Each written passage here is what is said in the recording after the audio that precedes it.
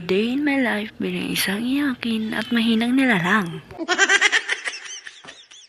Samahan niyo ako sa mga oras na ito dahil lunch break time. Kaya kain tayo. Ko lang, may ulam for today's video is lechon kawala at sabaw na tinulang aso. Edi charot lang.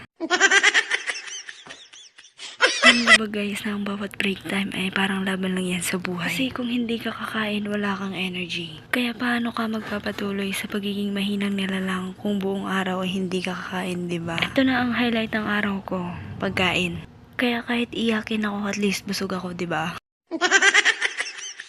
Kahit mahina ako, at least malakas ang appetite ko. Minsan naiisip ko, bakit nga ba ganito? Pero sabi ko nga, kahit mahina ako, may lugar pa din ako sa mundo.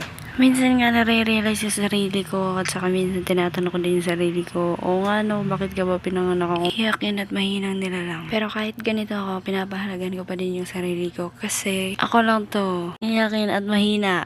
Pero matibay dahil patuloy pa rin na lumalaban sa hamon ng buhay. At hanggang dito na lang ang video na ito. Maraming salamat!